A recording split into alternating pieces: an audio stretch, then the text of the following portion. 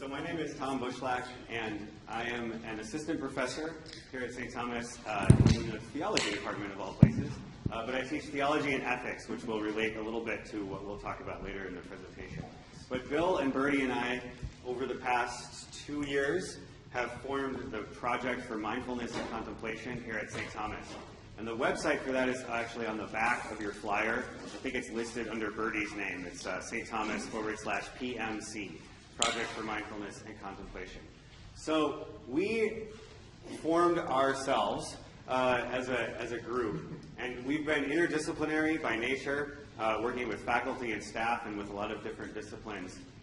And we've been teaching different forms of mindfulness practices, meditation practices, or contemplative practices throughout the university, both in an academic classroom context, but we've also done workshops and consultation with business professionals, again, both at St. Thomas and beyond. So we approached executive education about a year ago, maybe in the fall, and said, you know, there are a lot of businesses, many of whom are even here in the Twin Cities, like Target and what's the other one, General Mills, that are incorporating these kinds of practices into a professional context, but kind of bridges the personal and the professional. So we're excited to present to you a little bit about the work that we've done, some of the research on the work that other people have done for the way that this applies in a professional business context and in personal life. So, and we do especially appreciate the feedback on the forms that you'll get when you get back to your classrooms.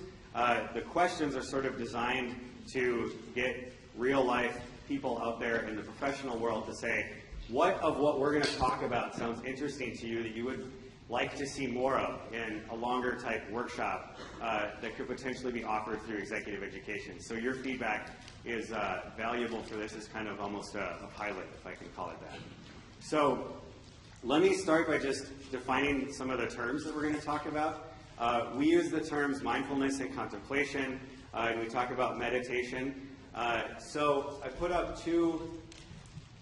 Mindfulness, this term comes from Jon Kabat-Zinn. Has anybody heard of Jon Kabat-Zinn before? Okay. He's done a lot with mindfulness, created the mindfulness-based stress reduction program at the University of Massachusetts Medical Center. He defines mindfulness in this simple way: the awareness that emerges by paying attention on purpose in the present moment without judgment and moment by moment.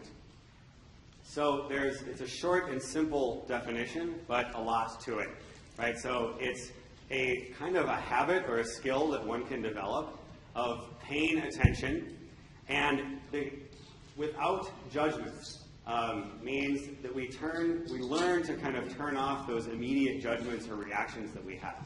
Some of which we might learn can be kind of unhealthy or unhelpful for actually making good or wise decisions.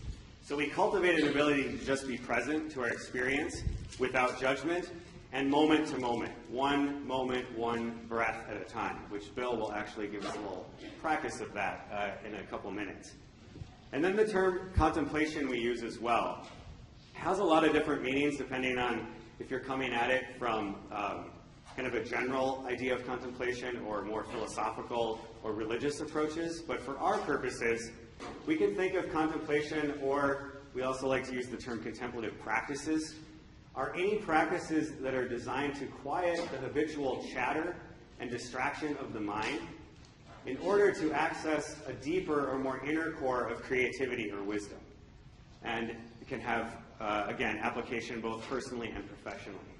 But one of the ways that I've heard this talked about that I really like is to describe our mind is sometimes like a monkey full of chattering trees, jumping from branch to branch. Contemplation teaches us to kind of still the monkeys, the monkey mind, so that we can pay attention to what's going on both internally and externally around us, and then access that creativity and wisdom that gives meaning to our working lives and our personal lives. So that's kind of the topic du jour, as it were. Wisdom, and that's where you also access, again, those more technical skills, right? The knowledge that you have from your training and your years of work experience and things like that.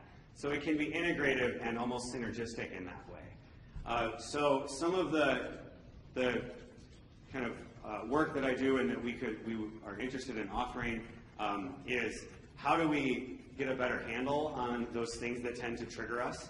And I've currently been developing a kind of assessment tool for figuring that out. And then what particular kinds of mindfulness or contemplative practices help us to not get hooked in those ways, to catch ourselves so that we can step into that core or that inner space where we have the freedom, the creativity, and the deeper intelligence to really take life's problems at work and at home and be more creative and more successful out of that. So that's another kind of area where we see some potential payoff for these kinds of practices.